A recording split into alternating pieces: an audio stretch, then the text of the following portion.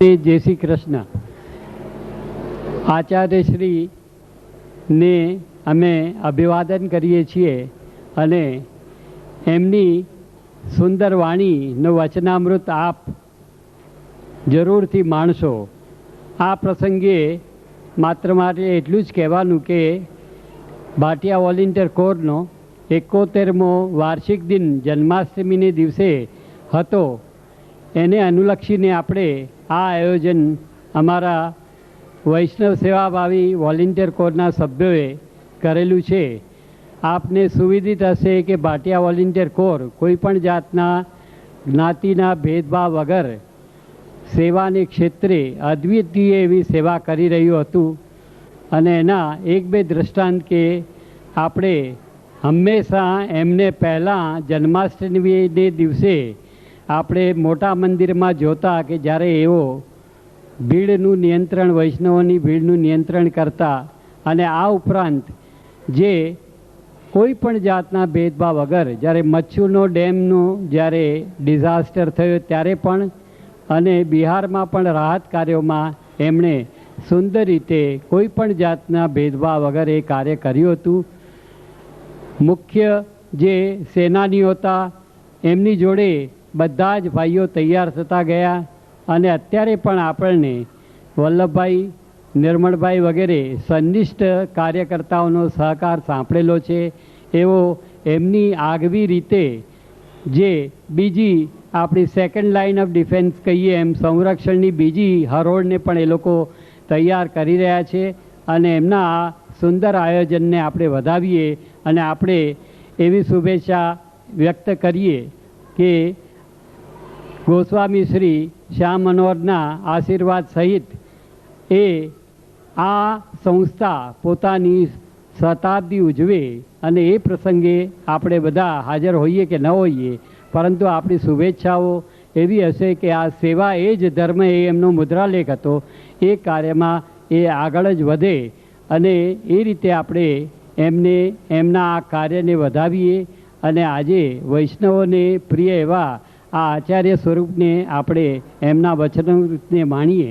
અને ખરેખર આ પ્રસંગ એ અદ્ભુત છે અને મને આનંદ થાય છે કે આ કાર્યક્રમમાં મને બે શબ્દ બોલવાનું કહેવામાં આવ્યું તો એ આપને અભિવાદન કરી, સૌને અભિવાદન કરી આપણે કાર્યક્રમની શરૂઆત કરીએ. શરૂઆતમાં ભાઈઓ દોડ કીર્તનથી આ કાર્યક્રમની શરૂઆત કરશે. આ પ્રસંગે હું નયનાબેનને વિનંતી કરીશ કે એવો પૂજ્યપાદ મહારાજશ્રીનું પુષ્પમાલાથી સ્વાગત કરે. સોરી, નિર્મળભાઈ, ક્ષમા યાચના સાથે કહેવાનું કે નિર્મળભાઈ એમનું સ્વાગત કરે છે. અને દીશ કી જય. એમની પછી આવે છે ભાઈ શ્રી રવિન્દ્ર લીલાધર સંપટ, પરમ ભગવદીય ભાઈ, એ પણ મહારાજશ્રીનું સ્વાગત કરશે. દીશ કી જય. ભાઈ શ્રી કિશનભાઈ કે જેઓ પણ વોલેન્ટિયર કોરના અગ્રગણ્ય કાર્યકર્તા છે એ પણ સ્વાગત કરશે પુષ્પમાલાથી. દીશ કી જય. ઓકે, જય શ્રી કૃષ્ણ.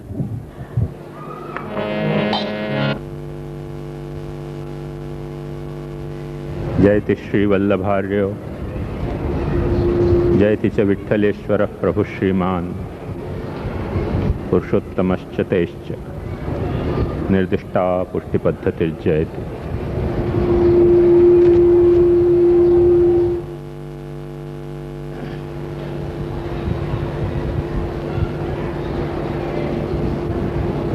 અગ્નિર્મે વાચિશ્રિત વાક્ હૃદયે હૃદયં મયી અહમ અમૃતે અમૃતમ બ્રહ્મણિ.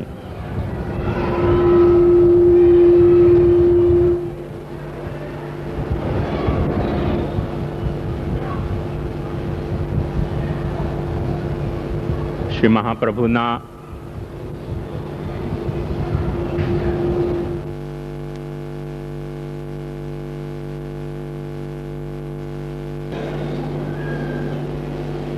પુષ્ટિ માર્ગના બધા અનુગામીઓ,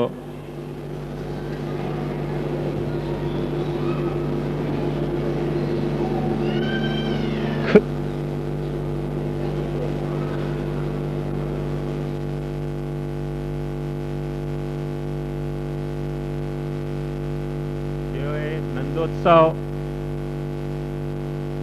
ઉજવ્યો છે, ચાહે સેવાની પ્રણાલીથી કે કીર્તનની પ્રણાલીથી પોતપોતાના ઘરમાં,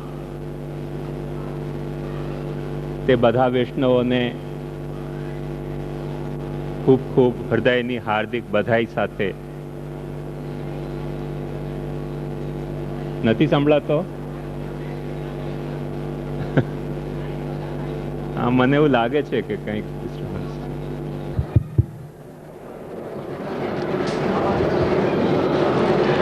નંદોત્સવ થોડુંક ઓછું. નંદોત્સવ તે આપણે ત્યાં ઐતિહાસિક કોઈ નંદોત્સવને નથી ઉજવવામાં આવતો, પણ એક શાશ્વત નંદોત્સવને આપણે ઉજવવામાં માનીએ છીએ.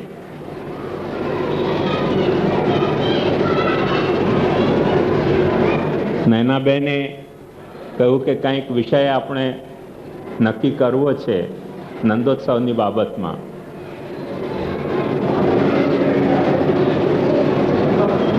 મને લાગે છે કે દરેક પુષ્ટિ માર્ગીએ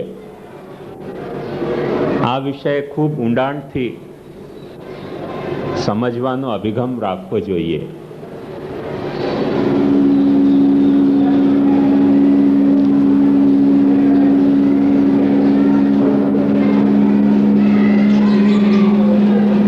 આમાં કોઈ પૂતના ઘૂસી ગઈ લાગે છે મને.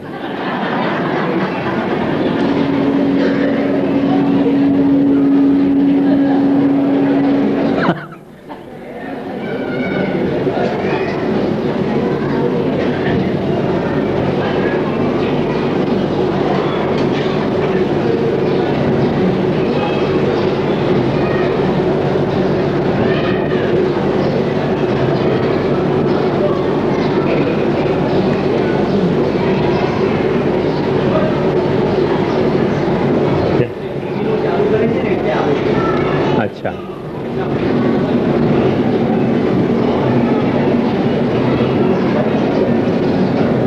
એને બંધ કરાવી દો ને, આપણું જ છે ને.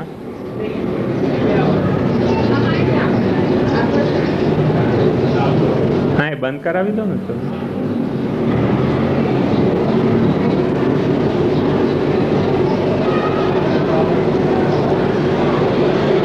માણસ માટે જુદા જુદા ચિંતકોએ ઘણી બધી પરિભાષાઓ વિચારીને રાખી હતી.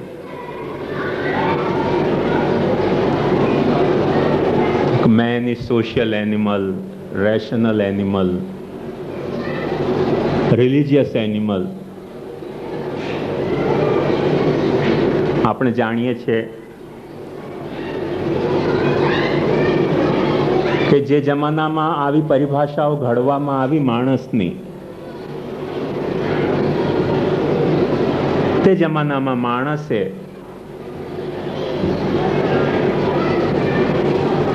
કદાચ જે સબ હ્યુમન સ્પીસીસ હતી તેનું સારું એવું અધ્યયન નહોતું કર્યું. એટલે આપણે એવો અહંકાર કેળવી લીધો કે આપણે જ સોશિયલ છીએ, કીડીઓ જેટલી સોશિયલ. તો બીજા પણ ઘણા બધા સબ હ્યુમન સ્પીસીસ એવી છે કે જે ઉધઈ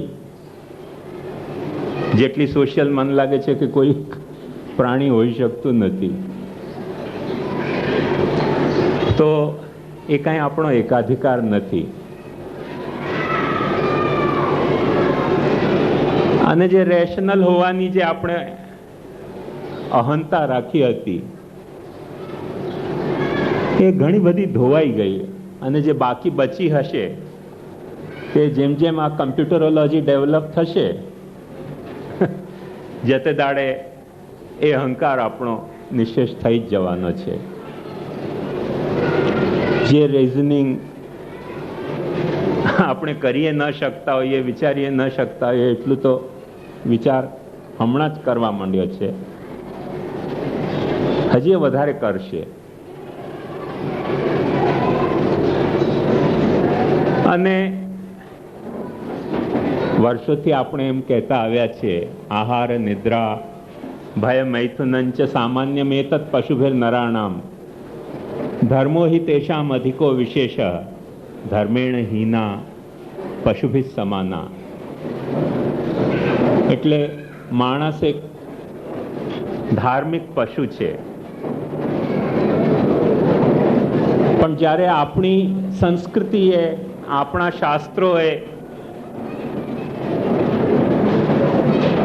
માણસને એક ધાર્મિક પશુ તરીકે પરિભાષિત કર્યો, તેમાં રહેલો ધર્મ શબ્દ અને એનું જ્યારે આપણે અંગ્રેજી ટ્રાન્સલેશન કરીએ, મેન ઇઝ રિલિજિયસ એનિમલ, અર્થ બદલાઈ જતા હોય છે. આપણો ધર્મ ઘણો વ્યાપક છે. રિલિજન શબ્દના અર્થ કરતા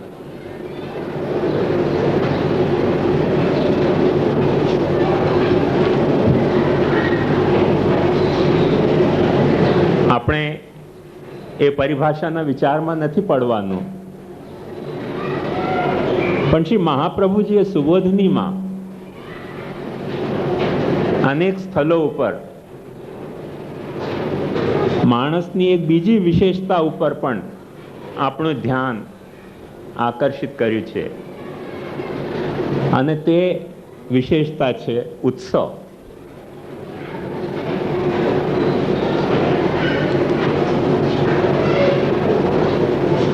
વિચાર બધા પ્રાણીશાસ્ત્રના, જીવશાસ્ત્રના ક્યારેક કરીને જોજો કે માણસ સિવાય કોઈ પ્રાણી ઉત્સવ નથી ઉજવતો. ઉત્સવ ઉજવવો માણસની કંઈક મહત્તા છે.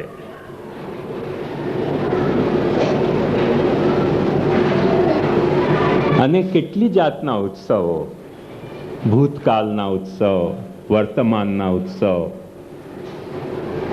ભવિષ્યમાં અહીંયા કંઈક બંધાશે, સ્કૂલ બંધાશે, હોસ્પિટલ બંધાશે, તે ભવિષ્યકાળના ઉત્સવ આપણે શિલાન્યાસથી કરીએ. પરણીને શાંતિથી રહેશે તેથી રિસેપ્શનનો ઉત્સવ કરીએ, પછી રહે કે ન રહે એક જુદી વસ્તુ, પણ ભવિષ્યકાળની આશાથી આપણે કરીએ. એમાં કઈ wish you many happy returns of the day પાછું ન કહેવાય. તો એવા ઘણા બધા ઉત્સવો આપણને ઉજવવાના હોય છે, ઉજવતા હોઈએ છે. માણસ સિવાય બીજા કોઈ પશુ, પક્ષી, પ્રાણીએ ક્યારેક કોઈ ઉત્સવ ઉજવ્યો હોય એવું હજી સુધી સાંભળવામાં નથી આવ્યું.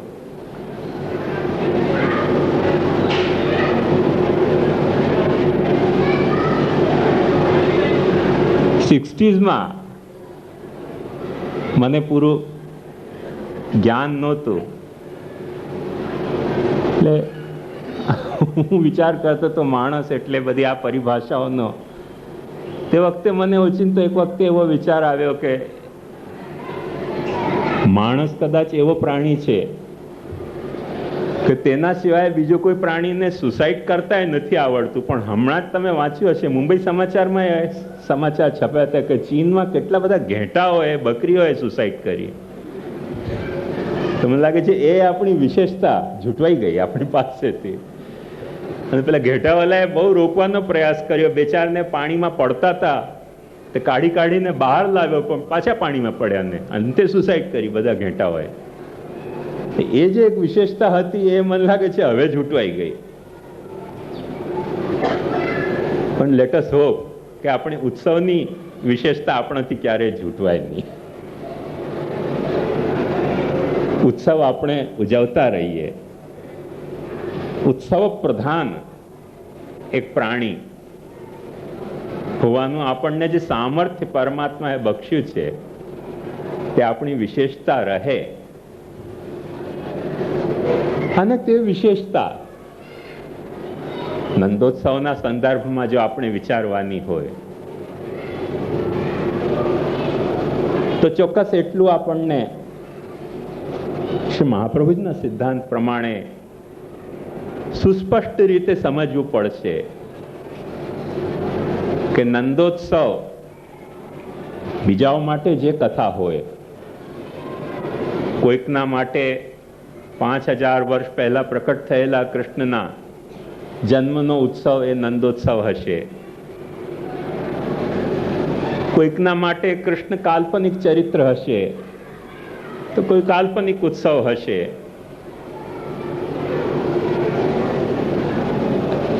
ભાગવત તો આપણને બહુ જ સુંદર સમજાવે છે, મલ્લાનામ અશનિર નૃણામ નરવરા સ્ત્રીણામ સ્મરો મૂર્તિમાન ગોપાનામ સ્વજનો સતામ ક્ષિતિભુજામ શાસ્તા સ્વપિત્રો શિશુ. એટલે મથુરામાં કંસના દરબારમાં જે દર્શકો ઊભા હતા તે દર્શકોના ભાવને અનુસરીને ભગવાને અનેકવિધ રૂપો ધારણ કર્યા, અને તે રીતે પ્રભુ કંસના દરબારમાં પ્રવેશ્યા. માણસને જેમ જેમ નંદ ઉત્સવ ઉજવવો હોય તે રીતે ઉજવે, તો પ્રભુ બધાના ભાવનું અનુસરણ કરવાના છે, એમાં કંઈ આપણે સંદેહ કે વિવાદ કરવાનું હોય નહીં. જે આપણે વિચારવાનું છે તે કથા કંઈક નોખી કથા છે, અને તે કથા એ છે કે શ્રી મહાપ્રભુના મત પ્રમાણે જે પુષ્ટિજીવ છે એને નંદોત્સવ કયા અભિગમથી ઉજવવો જોઈએ.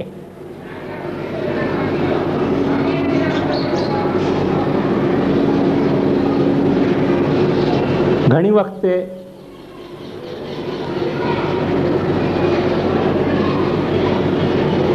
આપણે ઉત્સવ કોઈ ધાર્મિક ઉત્સવ ઉજવતા હોઈએ છીએ. ઘણી વખતે આર્થિક ઉત્સવ ઉજવતા હોઈએ છીએ. આપણે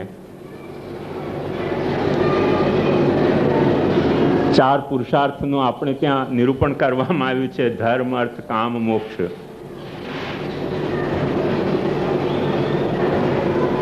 મોક્ષ પામવાનો ઉત્સવ કોઈ ઉજવતો નથી, કેમ કે સમય આવે ત્યારે બધા ગભરાઈ જતા હોય છે. એકચ્યુઅલી મુક્તિ થવાનો સમય આવે એને ઉત્સવ તરીકે લેવાની સામર્થ્ય બહુ ઓછા લોકોમાં હોય છે. જે પામી જાય મોક્ષ એનો ઉત્સવ આપણે ઉજવતા હોઈએ છીએ, પણ આપણને પ્રભુ હમણાં પ્રકટ થઈને કહે ને કે લે ચાલ તને મોક્ષ આપું, ઉત્સવ ઉજવ. આપણને કહ્યું છે ભાઈ સાહેબ માફ કરો, હમણાં થોડી વહેલી તકે આપ પધાર્યા મુક્તિ આપવા, કેમ કે ઉત્સવ ઉજવવા જેવું પાછું રહી ન જાય એમાં. એટલે ધાર્મિક ઉત્સવ, આર્થિક ઉત્સવ, કામનાનો ઉત્સવ કે મુક્તિનો ઉત્સવ, એવા ઘણા બધા ઉત્સવો જીવનમાં આવતા હોય છે. અમે ગોસ્વામી બાળકોએ નંદોત્સવ ઉજવતા હોઈએ છીએ આર્થિક ઉત્સવ તરીકે. વધારે ભેટ આવે, વધારે ભીડ ભેગી થાય, એ કાંઈ ધાર્મિક ઉત્સવ નથી હોતો. જાહેરાત આવી જાય છાપામાં કે પ્રસાદ મળશે, આવી જજો ઉજવવા ઉત્સવ. અને પાછો ચિત્તની એકાગ્રતા પાલનામાં ઝૂલતા નંદ કરતા, પાલનામાં ઝૂલતા નંદને જોનારાઓ ની પાકીટ ઉપર વધારે હોય અમને લોકોને. તો એ આર્થિક ઉત્સવ નંદોત્સવનો પહેલું એક થઈ ગયો. કોઈક બિચારા ધાર્મિક રીતે ઉજવતા હશે કે કહ્યું છે એટલે આપણે ઉજવવું જોઈએ, પવિત્ર ફરજ છે આપણી.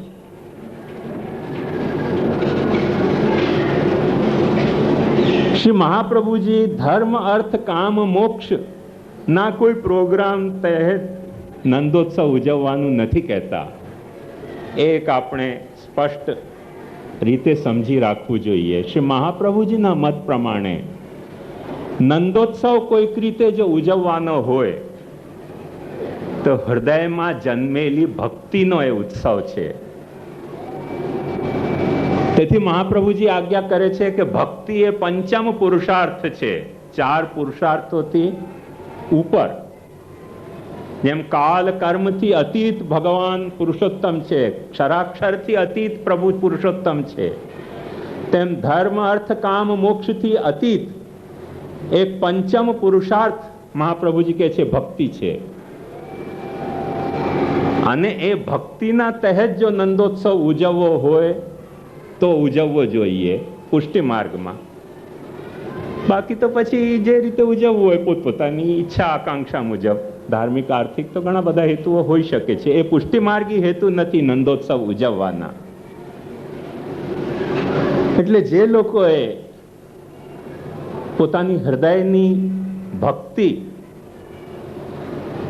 નંદાત્મજના સ્મરણથી છલકાતી હોવાથી પોતપોતાના ઘરમાં બિરાજતા ઠાકુરજીને પાલના ઝુલાવીને જે લોકોએ નંદોત્સવ ઉજવ્યો તે બધા ખરેખર પુષ્ટિમાર્ગીઓ અભિનંદનને પાત્ર છે મહાપ્રભુજીના દૃષ્ટિકોણથી.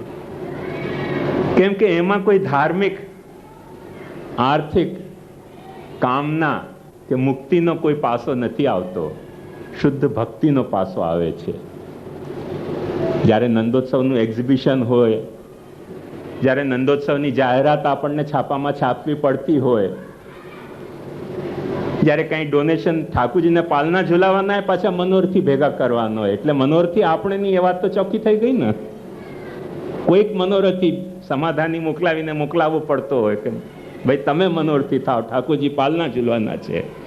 તો એ નંદોત્સવ જે છે તે આપણી હૃદયની ભક્તિ છલકાઈ રહી છે પ્રભુને પાલનામાં ઝુલાવવા માટે, તેનો નંદોત્સવ નથી. પણ જે નંદોત્સવ શ્રી મહાપ્રભુજી આપણને ઉજવવાનું કે છે તે નંદોત્સવ પોતાના ઘરમાં, કોઈ તમને જોતો હોય કે ન જોતો હોય, કોઈ તમને સાથ આપતો હોય કે ના આપતો હોય, તમારે માથે બિરાજતા ઠાકુરજીને જ્યારે તમે પાલનું ઝુલાવો છો અને જે વખતે સૂરદાસજીની માફક તમે ગાઓ છો વ્રજ ભયો મહેર કે પૂત, જબ यह बात सुनी सुनी आनंदे सब लोग गोकुल गणित गुनी, કે હેરી હે આજ નંદ ગાય કે આનંદ ભયો હેરી હે. તે વખતે તમારા હૃદયની ભક્તિ છલકાઈ રહી છે. અને જે ભક્તિ છલકાઈ રહી છે તે જે નંદોત્સવ છે. એક વાત, તમારા હૃદય જો ચાલુ જમાનાની કઠોરતાને અનુરૂપ શિલા જેવા થઈ ગયા હોય તો શિલાલેખની માફક આ કોતરીને રાખો કે આવી રીતે જ્યારે તમે ઠાકુરજીને પાલના ઝુલાવીને કે તે વખતે નંદોત્સવના કીર્તન ગાઈને કે ભાગવતના 2 કે 4 અધ્યાયનો પાઠ કરીને કે ધોલ પદો ગાઈને, આ બધી તો ભાષાઓ છે. ભાવ હૃદયનો કે બ્રજ ભયો મહેર કે પૂત, જબ यह बात सुनी सुनी आनंदे सब लोग गोकुल गणित गुनी. આ ભાવથી જ્યારે તમે નંદોત્સવ ઉજવો છો ત્યારે મહાપ્રભુજીએ ઉપદિષ્ટ જે પંચમ પુરુષાર્થ છે ભક્તિનો, તે ભક્તિના સ્કોપમાં તમે નંદોત્સવ ઉજવી રહ્યા છો. અને જ્યારે એ પ્રમાણે તમે નથી ઉજવતા નંદોત્સવ, ત્યારે ઘણા બધા પ્રકારો નંદોત્સવના હોઈ શકે છે. એક વાત આપણે અતિ સાવધાનીથી સમજી રાખવી જોઈએ કે ઘણો બધો આપણો વ્યવહાર, જેને આપણે ક્રિયા કહેતા હોઈએ છીએ, એ ક્રિયા જળ વસ્તુમાં પણ હોય છે. જેમાં પંખો ફરી રહ્યો છે, આપણે કદાચ થાકી જશું પણ પંખો નહીં થાકે ફરતા. જૂના જમાનાની એ બધા ડોસા ડોસી હશે ને, એમને બરાબર ખ્યાલ હશે જ્યારે પંખાઓ નહોતા ત્યારે માણસ હાથથી પંખો કરીને ઊંઘવાનો પ્રયાસ કરતો. અને એટલી જ વખત પંખો કરતો જેટલી વખત ઊંઘ ના આવે. એવી સિદ્ધિ કોઈ માણસને ક્યારેય મળી હોય કે ઊંઘમાં પંખો ચાલતો હોય ને ઊંઘે આવતી હોય? It's difficult thing. પણ આ પંખો બિચારો ચાલતો રહે છે, આપણે ઊંઘી ગયા હોઈએ તો એમાં પંખો ગાયબ નથી થતો કોઈ દિવસે. દાર્શનિકો કહેતા હોય છે કે આંખ મીચાઈ એટલે જગત મીચાઈ ગયું, પણ પંખો બિચારો બંધ થતો નથી. નોકર રાખશો ને તો કદાચ એ ઝોકા ખાતો હશે, પણ પંખો ઝોકો નથી ખાતો. તો આવી ક્રિયાઓ જે હોય છે આપણા કરતા જળ વસ્તુ બહુ સરખી રીતે કન્સિસ્ટન્ટલી વફાદારીથી નભાવતી હોય છે. ગેરંટેડ માલ હોવો જોઈએ, પછી એમાં ભેલસેલ હોઈ શકે, એક જુદી કથા. ગેરંટેડ કંપનીનો માલ હોય ને તો મોટે ભાગે તકલીફ નથી આવતી. તો ક્રિયાનો જે પાસો છે, આપણો કામ કરવાનો પાસો, એ તો આપણા કરતા જળ વસ્તુઓ બહુ સરખી રીતે પાર પાડતી હોય છે. અને તેથી જ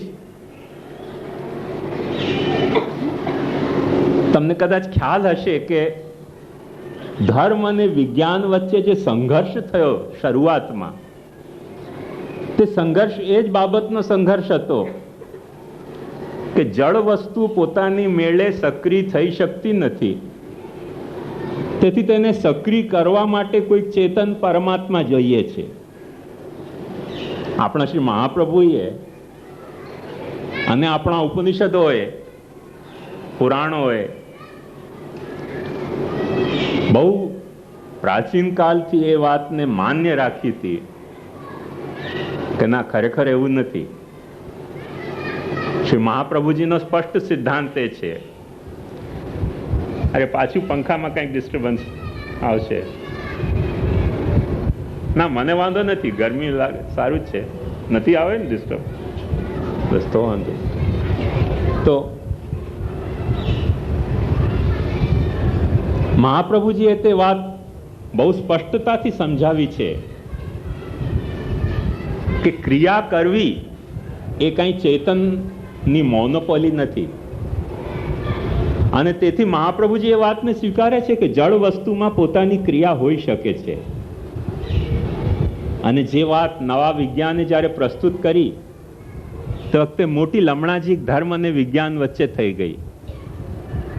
જ્યારે ન્યૂટને કહ્યું કે કોઈ પણ વસ્તુ જે મોશનમાં છે એને રોકવામાં નહીં આવે તો એ પોતાની મેળે ચાલતી જ રહેશે, એને ચલાવવા માટે કોઈક ચેતન શક્તિની જરૂરત નથી. તો બધા ધાર્મિકોની શ્રદ્ધાઓ ડામાડોલ થઈ ગઈ કે પોતાની મેળે જો ચાલે તો પછી ચલાવનાર ઈશ્વરની આપણને ગરજ ક્યાં રહી? દરેક વસ્તુ પોતાની મેળે ચાલતી હોય તો. પણ આપણા મહાપ્રભુજીએ અને આપણા શ્રુતિ સ્મૃતિ પુરાણોએ તે વખતે આ વાત સમજાવેલી છે કે એવું નથી. દરેક જળ વસ્તુમાં પોતાની ક્રિયા રહેલી હોય છે અને તે ક્રિયા કરવાની શક્તિ, અને થોડીક સાવધાનીથી વિચારશો તમને પોતાને દેખાશે આ તથ્ય કે પાણીને વહેવા માટે કોઈ વહેવડાવનારની જરૂરત નથી, હવાને ચાલવા માટે કોઈ ચલાવનારની જરૂરત નથી, બધું પોતાની મેળે ચાલી રહ્યું છે. તો જળ શક્તિને એક્ટિવેટ કરવા માટે કોઈ ચેતન શક્તિની જે કલ્પના હતી જુદા જુદા ધર્મો ચિંતકોની, આપણા શાસ્ત્રોએ તેને કોઈ દિવસે માન્ય નથી રાખી. આપણા શાસ્ત્રો અને તેનું શ્રી મહાપ્રભુજી જે રીતે અર્થઘટન કરે છે તેમાં આ વાત એકદમ સાફ છે કે જળ વસ્તુ પોતાની મેળે સક્રિય થઈ શકે છે. હવે પોતાની મેળે સક્રિય થઈ શકે છે તો એને કારણે ઈશ્વર હોવાની જરૂરત નથી. તેથી જ મહાપ્રભુજી આજ્ઞા કરે છે કે દરેક જળ વસ્તુમાં ક્રિયાશક્તિ અને સ્વભાવ શક્તિ, જેને આજની પરિભાષામાં આપણે કાઇનેટિક અને સ્ટેટિક એનર્જી કહીએ, તો એ બંને જાતની એનર્જી શક્તિઓ રહેલી છે. જે શક્તિ નથી રહી એમાં તે શક્તિ છે સુખ દુઃખને અનુભવવાની. આખી રાત પંખો ચાલશે અને કોઈ દિવસે એમ નહીં કે હવે મારું બોનસ વધારે આપો દિવાળીમાં, કે પગાર વધારી આપો. આખી રાત આટલા બધા પંખા ચાલે છે, કોઈ દિવસે એ યુનિયન નહીં બનાવે, ન કોઈ યુનિયન લીડરને ઇન્વાઇટ કરશે કે ભાટી હાલાય મહાજનવાડી મુર્દાબાદ, પગાર બઢાઓ મુર્દાબાદ, એવું કોઈ દિવસે યુનિયન નહીં બનાવે. બિચારા ચાલતા રહેશે, ચાલવાની સામર્થ્ય છે ત્યાં સુધી, કેમ કે એમને સુખ દુઃખ નથી અનુભવાતો. મૂળ મુદ્દાની વાત સમજો, સુખ દુઃખ નથી અનુભવાતો, તેથી ક્રિયા કરતા જ રહે છે સતત. જે ક્રિયા સોંપવામાં આવી એ સતત કરતા જ રહે છે. એનું મેકેનિઝમ પરફેક્ટ હોવું જોઈએ, એ વાત તો સાચી છે. તો એ ક્રિયા કરતા રહેશે. જે નથી એમને અનુભવાતું તે સુખ દુઃખ. એ ચેતના માટે શ્રી મહાપ્રભુજી એક વાત કહે છે કે સૌથી પ્રથમ પુરુષાર્થ છે દુઃખાભાવ અને સુખ.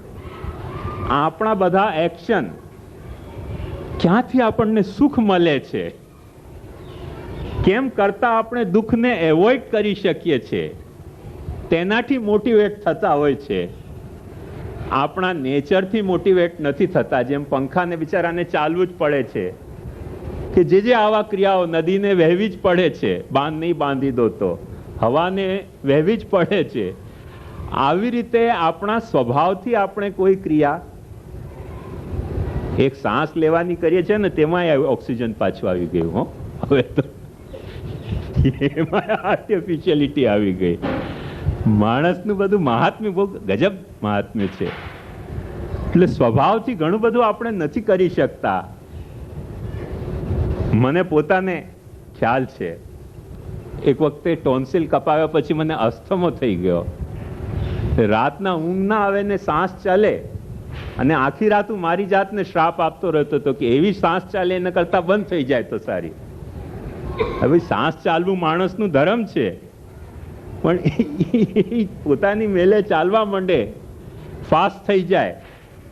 જે આ પ્રોબ્લેમમાંથી પસાર થયા હશે એ લોકોને ખ્યાલ હશે કે રાતના શ્વાસ ચાલે પછી શું થાય. માણસ શ્વાસ ચાલવા માટે કેટલા બધા પૈસા ખર્ચતો હોય છે, પણ શ્વાસ ચાલવા માંડે ખરેખર અસ્થમાની, પછી જુઓ કે કેટલા બધા શ્રાપ આપતા હોઈએ છીએ આપણી જાતને. આપણે ક્યાંથી ચાલી આ શ્વાસ? એટલે આપણી બધી શ્વાસ ચાલવા જેટલી સ્વાભાવિક ક્રિયાને પણ આપણે સુખ દુઃખના ત્રાજવામાં તોલતા હોઈએ છીએ. એને સ્વભાવથી આપણે ચલાવવાની આપણી મનોવૃત્તિ હોતી નથી. બહુ ઊંચા મહાત્માઓ હશે કે જે લોકો સ્વભાવથી બધું ચાલતું સહન કરી શકે, સુખ દુઃખે સમય કૃત્વા લાભા લાભો જયા જેવું. પણ પછી એવી કક્ષાએ પહોંચેલા મહાત્માઓ પાછા સ્થિતપ્રજ્ઞ થઈ જતા હોય છે, કે જેને ભેંસ કહો કે સ્થિતપ્રજ્ઞ કહો, કે સુખ દુઃખમાં જેને ભેદ ન હોય, જે એવરેજ પર્સન હોય છે ને, એના એવા નથી હોતા વ્યવહાર, સુખ દુઃખથી જ ચાલતા હોય છે. એટલે પુરુષાર્થ જેને કહેવામાં આવે છે, પુરુષાર્થની પરિભાષા મહાપ્રભુજી કહે છે કે સૌથી પહેલા સુખ અને દુઃખથી થાય છે. જે કાંઈ કામ આપણે કરતા હોઈએ છીએ એની પાછળ કાં તો સુખ મેળવવાની વૃત્તિ, કાં તો દુઃખને ટાળવાની વૃત્તિ કામ કરતી હોય છે. અને તે વૃત્તિ પુરુષાર્થ. એક વાત સમજો, તે વૃત્તિથી જો આપણે નંદોત્સવ ઉજવતા હોઈએ, એવું ઉજવતા હોઈએ છીએ, લાડવો મળશે, લાડવા ફેંકાશે, તો પછી ઠાકુરજી તરફ ધ્યાન ન હોય, આમ જ લાડવા ઉપર જ હાથ હોય કે ક્યારે લાડવો આવે હાથમાં, તો એ સુખ વૃત્તિનો નંદોત્સવ થઈ ગયો. એ સુખ દુઃખ વૃત્તિથી જે નંદોત્સવ, જે પ્રથમ પુરુષાર્થ છે માણસના જીવનમાં, તેનાથી થોડુંક આગળ વધવાનું છે. જો મહાપ્રભુજીના માર્ગ ઉપર આપણે ચાલવું હોય તો કદાચ સુખ મળે, કદાચ દુઃખ ન મળે, દુઃખ ન ટળે. એક સામાન્ય વાત તમને સમજાવું. આજે તો આપણે બધા સ્ટેન્ડર્ડ ટાઈમથી બધા સ્ટેન્ડર્ડાઇઝ થઈ ગયા છે, પણ પ્રાચીન કાળમાં મુંબઈ ટાઈમ એક અલગ હતો.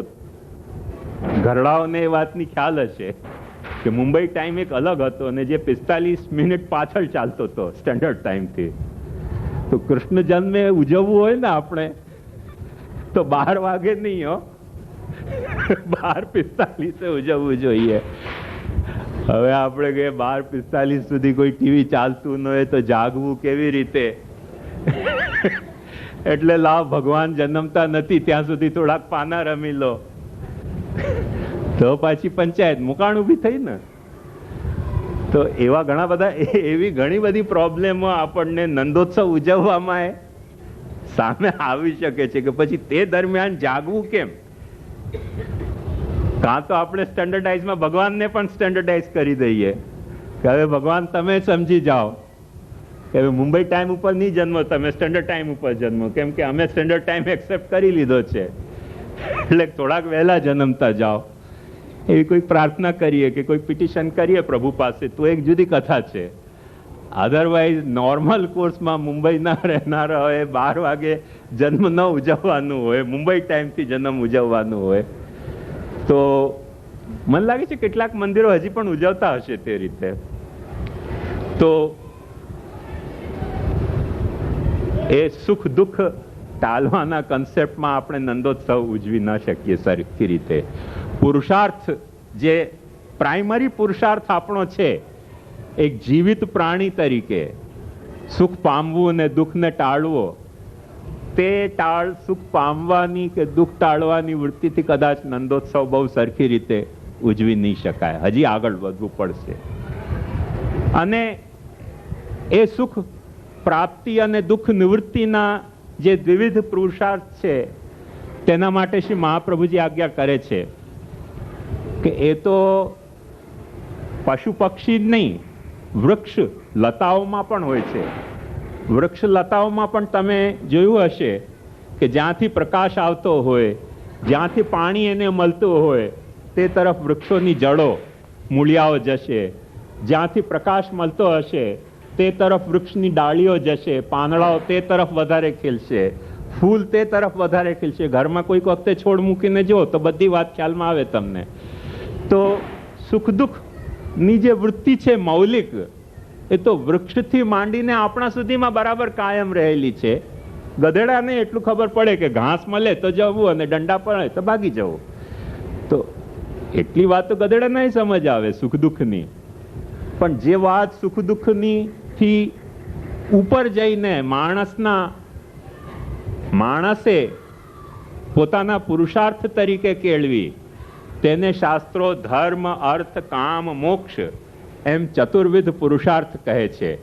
તમે બાલબોધનો પાઠ કરતા હશો તો તમને ખ્યાલ હશે, ધર્માર્થ કામ મોક્ષાખ્યા ચત્વારોર્થા મનીષિણામ. પ્રભુએ જેને આમાં મનીષા આપી તેને આ વાત ખબર પડે છે કે ધર્મ, અર્થ, કામ, મોક્ષ એવા 4 પુરુષાર્થ હોય છે. જે 4 પુરુષાર્થોની સિદ્ધિ માટે બેઝિકલી જે આપણું ઘડતર છે, સુખ પામવું, દુઃખને ટાળવું, તે કંઈક કામ કરતી હોય છે. પણ ઘણી વખતે આપણને સસ્પેન્ડ કરવી પડે છે. જે બેઝિક વૃત્તિ છે આપણી, સુખ પામવાની ને દુઃખને ટાળવાની જે વૃત્તિ છે, એના ઉપર ધર્મને કારણે, અર્થને કારણે, કામને કારણે, મુક્તિના કારણે આપણને કેન્સલ નહીં પણ સસ્પેન્ડ કરવી પડતી હોય છે. જો સસ્પેન્ડ ન કરવી પડતી હોય તો એક વાત સમજો, શા માટે માણસ સવારે આટલી હાડમારીમાં ટ્રેનમાં બેસીને સબર્બથી મુંબઈ પોર્ટમાં આવે, ઓફિસમાં બેસે? અર્થ પુરુષાર્થ સિદ્ધ કરવો છે એટલે બધી હાડમારી સહન કરવી પડશે. કામ પુરુષાર્થ સિદ્ધ કરવો છે તો આપણને રવિવારે કે શનિવારે બધો ઝોલા લઈને ખરીદી કરવા જવું પડશે કે બટાટા કેટલા ભાવે મળે છે અને ઘી કેટલા ભાવે મળે છે. સહકારી ભંડારમાં જવું પડશે, સસ્તો અહીંયા નથી મળતો ને ત્યાં મળે છે. કાપડનો ત્યાં રિબેટ મળી રહ્યો છે, ત્યાં જવું પડશે. એટલે એવા ઘણા બધા પુરુષાર્થોને સિદ્ધ કરવા માટે આપણને સુખ દુઃખની જે બેઝિક પ્રાઇમરી આપણી જે વૃત્તિ છે તેના ઉપર આપણને કાબુ મેળવવું જરૂરી થઈ પડતું હોય છે. કોઈક સંત પુરુષ હોય છે તે સુખ દુઃખની વૃત્તિ ઉપર કાબુ મેળવીને મુક્ત પણ થવા માંગતા હોય છે, પણ તે આપણા માનો નહીં, એ કોઈક બીજા કોટીના માણસ હશે. અથવા પછી મુક્તિ જ આપણે કોઈ બીજી વાતમાં માની લીધી હોય તો પાછી કથા જુદી. માણસની મુક્તિના જુદા જુદા કન્સેપ્ટ હોય. કોઈ કોઈમાં મુક્તિ માને, કોઈ કોઈમાં મુક્તિ માને. પણ સામાન્ય રીતે જેને શાસ્ત્ર મુક્તિ કહે છે તે મુક્તિના કન્સેપ્ટ એ આપણા માટે નહીં પુરુષાર્થ, એવું પુરુષાર્થ આપણને સસ્પેન્ડ કરવું પડશે. મહા દુઃખ થઈ જાય આપણને જે મુક્ત કોઈ કરી દે તો આ તબક્કે. પણ એ ચતુર્વિધ પુરુષાર્થથી ઉપર એક વાત સમજો. ઘણા મહાપ્રભુજીને મિસઇન્ટરપ્રિટ કરતા હોય છે કે મહાપ્રભુજીની ભક્તિનો કોન્સેપ્ટ એટલો ઊંચો કે સામાન્ય માણસે અનુસરવાનો જ નહીં. એ લોકો બેઝિકલી મહાપ્રભુજી સાથે કોઈ ખાર ખાઈ બેઠા છે. મહાપ્રભુજી એમને નથી ગમતા એટલે આટલો બધો ઊંચે અભરાઈ ઉપર ચડાવી દેતા હોય છે. ઘણા બધા ઘરના સામાન જે દરરોજ કામમાં વપરાશમાં ના આવતા હોય અને આપણને એને ફેંકી દેવાની હિંમત ન પડતી હોય. કેમ? ઘણી વખતે એવું થાય ને, આપણે કોઈક વિડીયો ખરીદીને લઈ આવીએ, ટીવી ખરીદીને લઈ આવીએ, એ પહેલી બેવકૂફી. પછી એ આપણે પ્રોગ્રામ ગમે નહીં અને છતાંય ચાલુ રાખવો પડે, એ બીજી બેવકૂફી. એ માણસની બેવકૂફી કરતા રહેવું. બેવકૂફી કરવો માણસનો એકાધિકાર નથી. ઘણા બધા જાનવરો બેવકૂફી કરતા હોય છે, પણ બેવકૂફી કર્યા પછી પણ બેવકૂફીને ચાલુ જ રાખવી એ કદાચ માણસનો એકાધિકાર હોય કે નહીં, પણ કંઈક મૌલિકતા તો કરી. તો એવી ઘણી બધી બેવકૂફી આપણને કરવી પડતી હોય છે. એમાં આપણે કોઈ ધર્મ કે કોઈ અર્થ કે કોઈ કામ કે પુરુષાર્થ કે ભક્તિ કે કોઈક સંપ્રદાય કે જે કંઈ ધારણાઓ આપણે ભેગી કરી લીધી હોય કે ભાઈ બાપ દાદા કરતા હતા આવી રીતે, તેથી અમારે આવું કરવું તો પડશે જ. હવે નંદ મહોત્સવ કરવું તો પડશે જ, પણ હવે કેવી રીતે કરીએ? ઘરમાં તો કોઈ છે નહીં સાથ આપનારો. પછી પલના ઝોલાવીએ, બધાને ઊંઘમાં ડિસ્ટર્બન્સ થાય તો સવારે એટલું વહેલું જાગે કોણ? આ બધા ઘણા બધી પ્રોબ્લેમ થઈ જતી હોય છે. એટલે એ પ્રોબ્લેમનું સોલ્યુશન આપણે કેવી રીતે કાઢતા હોઈએ છીએ? ચાલુ ખાતામાં જ્યાં બધું દેખાતું હોય, નંદ મહોત્સવ થતા હોય, જેમ ઘરમાં રસોઈ રાંધવાની તકલીફ થતી હોય તો આપણે રેસ્ટોરન્ટમાં જઈએ કે નહીં રવિવારે શનિવારે? હવે કોઈક એમ કહી દે છોકરી કે જો તમે રવિવારે ફરાવવા નહીં લઈ જાઓ મને અને રાંધવાનું કહેશો તો મેરેજના આપણા પ્રપોઝલ કેન્સલ. એમ જો કોઈ આપણને કહી દે, ઠાકુરજી કોઈ દિવસે કહી દે એમ વિચારું કે જો તમે ઘરમાં નહીં નંદોત્સવ ઉજવો તો નંદોત્સવ કેન્સલ, તો આપણે કહેશું ના કોઈ ચિંતાની વાત નથી, વિડીયો આવી ગઈ છે હવે તો નંદોત્સવની, અમે વિડીયો જોઈ લઈશું. આપણે એક્સપર્ટ છીએ, ભગવાનને પણ માત આપી દઈએ એવા નંદોત્સવની વિડીયો બનાવી લઈએ. એ તો આપણને સરકાર છૂટ નથી આપતી એક ચેનલ. બાકી એક ચેનલ જો આપણને આપે ને તો બીજા ધર્મોની વાત તો પછી. આપણો પુષ્ટિ માર્ગ ચેનલ વાઇઝ મંગલાથી શયનના દર્શનનું એક ચેનલ ખોલી જ નાખે કે તમને ક્યાંય જવાની જરૂરત જ ના પડે. સ્વિચ ઓન કરો ને ઠાકોરજી અસર કરીને તૈયાર રહે કે બોલ બેટા મંગલાના કરવા છે, મંગલાના શૃંગારના કરવા છે, શૃંગારના રાજભોગના. અને દર્શનમાં તો પેલો ઝાપટ મારે, તમને પાસે ના આવવા દે. પણ આમાં તો પાછું વિડીયો ને એમાં તો એવા હોય ને, ઝૂમ હોય, એટલે ઠાકોરજીની પાસે મુખારવિંદ સુધી જવું હોય તો એ પાછા મુખિયા ભીતરિયા કે મહારાજનો જ એકાધિકાર નહીં. ઝૂમ લેન્સ તો એવો શક્તિશાળી પદાર્થ છે કે તમને તરત મુખારવિંદ સુધી પહોંચાડી દે, તમને દૂરબીન લગાડવાની જરૂરત ન પડે. તો આવા બધા ઉપાયો આજે ઉપલબ્ધ છે, જે પ્રાચીન કાળમાં ઉપલબ્ધ નહોતા નંદોત્સવના. તો એ આજે મળી શકે આપણને. ભગવાન જો આપણને એમ કે છોકરીઓની માફક કે રવિવારે ફરાવા નહીં લઈ જાય તો નહીં નંદોત્સવમાં આવતા રહે ત્યાં, તો આપણે કહીશું જોઈ નહીં આવતા, અમે વિડીયો જોઈ લેશું, કોઈ ગરજ નથી.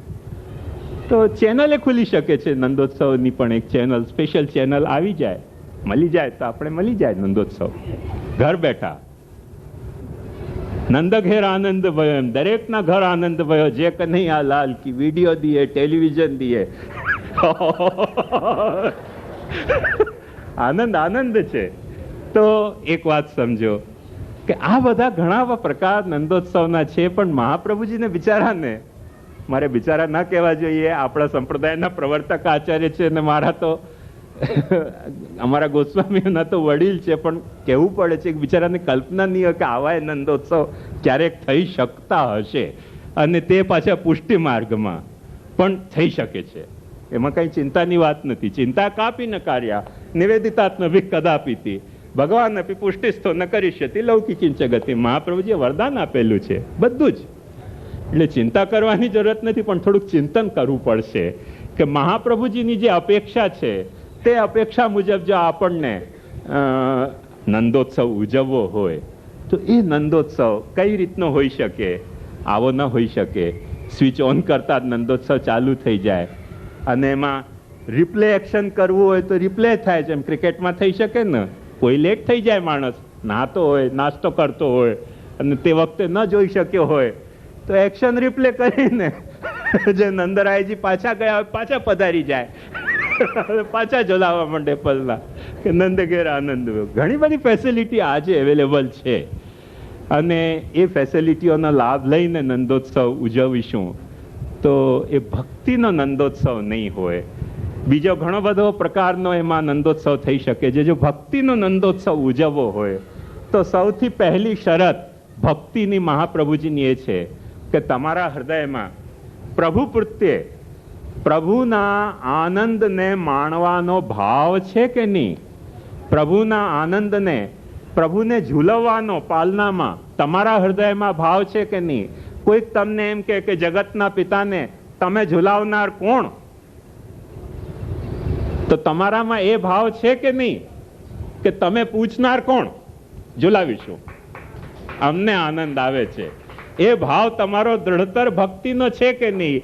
એ ભક્તિનો ભાવ જો તમારે છલકાવવા માંગતો હોય તો નંદરાયજીનો લાલો તમારે ઘેરે પલના ઝૂલી જ રહ્યો છે, ઝૂલી જ રહ્યો છે, ઝૂલી જ રહ્યો છે, એમાં જરાય તમે સંદેહ નહીં કરતા. અને એ જે છે ઐતિહાસિક 5000 વર્ષ જૂની હકીકત નથી, આ હકીકત શાશ્વત હકીકત છે. આ વાત તમારે ક્યારેય ભૂલવી ન જોઈએ. આ વાત તમારે ક્યારેય ભૂલવી ન જોઈએ. આ શાશ્વત હકીકત છે અને જે સર્વદા આપણે ઉજવી શકાય છે નંદ મહોત્સવ, એ કોઈ દિવસે આપણે તેથી જ એ નંદરાયજીનો જે ભાવ હતો, પોતાના યશોદાજીનો જે ભાવ હતો પોતાના આત્મજને પાલનામાં ઝુલાવવાનો, તે ભાવ એમણે કોઈ દિવસે એવી રીતે મોનોપોલાઇઝ નથી કર્યો. અનફોર્ચ્યુનેટલી જેવી રીતે આજે અમને લોકોને મિસઅન્ડરસ્ટેન્ડિંગ થઈ ગઈ છે કે અમારા ઘરમાં બિરાજતા ઠાકુરજી પુરુષોત્તમ હોય છે અને વિષ્ણુના ઘરમાં બિરાજતા ઠાકુરજી પુરુષોત્તમ નથી હોતા, એટલે તમે પાલનોય ઝુલાવો તો પુરુષોત્તમને પાલનો નથી ઝુલાવી રહ્યા, કેમ કે અમારી જ મોનોપોલી છે પુરુષોત્તમની. આવી કોઈ જાતની મોનોપોલાઇઝ કરવાની પોતાના આત્મજને ભાવના નંદ યશોદાજીની હતી નહીં. તેથી જ તે વખતે પણ કૃષ્ણ જે છે તે દરેકને પોતપોતાના ભાવના અનુસાર દર્શન આપતો જ હતો. અને આજે પણ જો તમારામાં એ ભાવ હોય તો નંદ યશોદાજી કોઈ દિવસે એમ નહીં કહેવામાં આવે કે પોલીસમાં રિપોર્ટ કરવા નહીં જાય કે અમારા છોકરાને લઈ ગયા છે કિડનેપ કરીને ને પોતાના ઘરમાં પાલનું ઝુલાવી રહ્યા છે, જરા ત્યાં રેડ કરો અને ઇન્વેસ્ટિગેટ કરો કે અમારો છોકરો ત્યાં છોપાડીને તો નથી રાખ્યો. એવું કોઈ દિવસે તમારા અગેન્સ્ટ કમ્પ્લેન્ટ નહીં થાય. મહાપ્રભુજી આપણને આશ્વાસન આપે છે કે એક વખતે તમારા હૃદયમાં નંદ યશોદા જેવી શુદ્ધ ભાવના ભગવાનને ખેલાવવાની, લાલન પાલન કરવાની હશે જગત પિતા, હશે જગતનો વિશ્વંભર, પણ તમને ભોગ ધરવાની ભાવના છે કે નહીં? તમને એને જગાડવાની ભાવના હોય છે કે નહીં? હશે દુનિયાને જગાડનાર, તમને એને જગાડવાની ભાવના છે કે નહીં? હશે દુનિયાને શુદ્ધ કરનાર, તમને એને સ્નાન કરાવીને શુદ્ધ કરવાની ભાવના છે કે નહીં? જો તમારા હૃદયમાં એવી ભાવના હોય કે ના, આ સવાર થઈ અને હજી સુધી સ્નાન નથી કર્યું, મારા લાલાને એને સ્નાન કરીને હું શુદ્ધ કરાવી દઉં, તો એ તમારે ત્યાં જન્મી શકે છે. અને નંદ યશોદાજીને કોઈ દિવસે કોઈ કમ્પ્લેન્ટ હોતી નથી. એનું કારણ આપણું સાહિત્ય આપણને સાક્ષી આપે છે કે ભોગ સિંગાર યશોદા મૈયા મોહે વિઠ્ઠલનાથ કે હાથ કો ભાવે, નીકે નવાય શ્રૃંગાર કરત હે તું જીન માખન દૂધ છુપાવે. તો આ આપણો ભાવ હતો. આજે આપણો એ ભાવ નથી રહ્યો. આજે આપણે એમ સમજી રહ્યા છે કે ભોગ શ્રૃંગાર જે છે તે તો અમારી મોનોપોલી થઈ ગઈ, બાળકોની. અરે નંદ યશોદાજીની મોનોપોલી નહીં હતી તો બાળકોની મોનોપોલી કેવી રીતે હોઈ શકે? જેણે જણ્યા કૃષ્ણને એની તો મોનોપોલી હતી નહીં. આપણે ત્યાં આપણે એને ઝુલાવી શકતા હોઈએ, આપણે ત્યાં એને આપણે શણગારી શકતા હોઈએ, આપણે ત્યાં આપણે એને સુવડાવી શકતા હોઈએ, અને એ પાછો જઈને નંદ યશોદાને પણ એમ કહી શકે કે ભોગ સિંગાર યશોદા મૈયા મોહ શ્રી વિઠ્ઠલનાથ કે હાથ કો ભાવે. તો બાળકોની મોનોપોલી કેવી રીતે હોઈ શકે? એ ઠાકુર ઉપર કોઈની મોનોપોલી ન હોઈ શકે, કોઈની મોનોપોલી ન હોઈ શકે. પ્રભુ તેનો છે કે જે પ્રભુનો ભક્ત છે. પ્રભુ તેને ત્યાં જન્મે છે કે જેના હૃદયમાં ભક્તિ જન્મે છે. પ્રભુ તેને ત્યાં પાલના ઝૂલે છે કે જે પોતાના હૃદયના પાલનામાં પ્રભુને ઝુલાવી રહ્યો છે. યદિ શ્રી ગોકુલાધીશો ધૃત સર્વાત્મના હૃદય, મહાપ્રભુજી કહે છે તત કેમ પરમ બ્રૂહી લૌકિકઈ વૈદિક રૂપી. તારા હૃદયના પાલનાની ઉર્મિઓમાં તે કોઈ દિવસે નંદકુંવરને ઝુલાવ્યા છે? જવાબ આપ. મહાપ્રભુજી કહે છે બ્રૂહી, બોલ, ઝુલાવ્યા છે? જો ઝુલાવ્યા હોય બસ હવે કાંઈ કરવાનું બાકી નથી રહ્યું. તારા ઘરમાં હવે ઠાકુરજી બિરાજી શકે છે. જો તારા હૃદયમાં ન બિરાજતા હોય તો તારા ઘરમાં નથી બિરાજતા. પાડોશીને ત્યાં આપણે તાકવા ઝાક કરવા જઈએ તો કોઈ માણસ સભ્ય ગણે? પરણવું હોય તો પોતે પરણવું જોઈએ. પાડોશી પરણી ગયો એમાં આપણે પ્રસન્ન થતા હોઈએ કે હા શું પરણી ગયા, હવે શું કરે છે, હવે શું કરે છે, ટેરો ક્યારે ખોલ્યો બારી. અરે અસભ્યતા છે, અસંસ્કૃતિ છે. આ તો કઈ સભ્ય માણસનો કામ નથી. એમ ટેરા ખોલવાની તમે વાટ નહીં જુઓ. તમારે ઘેર ઠાકુરને પધરાવો. એ ચાહે કીર્તન પ્રણાલીથી પધરાવો, ચાહે સેવા પ્રણાલીથી પધરાવો, ચાહે જે પ્રણાલીથી પધરાવો, તમારે ઘેર ઠાકુરજીને પધરાવો. સેવાયામ વા કથાયામ વા યસ્યા શક્તિર દૃઢા ભવેત યાવત જીવમ તસ્ય નાશો ન ક્વાપીતિ મતિર્મમ. એ પ્રણાલીથી જ્યારે નંદાત્મજને તમારે ઘેર તમે પધરાવશો, એનો નંદોત્સવ ઉજવશો, તે કોઈ દિવસે ઉત્સવ ઐતિહાસિક નથી. નંદને ત્યાં જેવી રીતે જન્મ્યો એવી રીતે દર વર્ષે તમારે ત્યાં જન્મી શકે છે. આપણે કાંઈ 5000 વર્ષ જૂના ઘરડા કૃષ્ણનો પાલનામાં નથી ઝુલાવી રહ્યા. દર વર્ષે નવા નવા જન્મનાર કૃષ્ણને, દરેક ઘરમાં નવી નવી રીતે જન્મનાર કૃષ્ણને, દરેક ફેમિલીમાં નવી નવી રીતે જન્મનાર કૃષ્ણનો નંદોત્સવ આપણને ઉજવવો છે. અને તે અર્થમાં આપણે નંદોત્સવ ઐતિહાસિક નંદોત્સવ નથી ઉજવતા. એ અર્થમાં નંદોત્સવ આપણો શાશ્વત નંદોત્સવ છે. જ્યાં સુધી માણસના હૃદયમાં ભક્તિનો ભાવ કાયમ છે ત્યાં સુધી આ શાશ્વત નંદોત્સવ ઉજવાતો રહેશે. પણ જ્યારે ભક્તિનો ભાવ ધર્મમાં, અર્થમાં, કામમાં કે સુખ દુઃખના પુરુષાર્થોમાં નીચે ગીરી ગયો, ડિગ્રેડ થઈ ગયો, ત્યારે નંદોત્સવ નહીં ઉજવાતો હોય, અર્થોત્સવ ઉજવાતો હશે, ક્યાંક ધર્મોત્સવ ઉજવાતો હશે, ક્યાંક કામોત્સવ ઉજવાતો હશે, ક્યાંક સુખ પ્રાપ્તિનો ઉત્સવ ઉજવાતો હશે, લાડવાનો. આપણે ચતુર છે ને, હાથી દિયે, ઘોડા દિયે, ઓર દિયે પાલકી.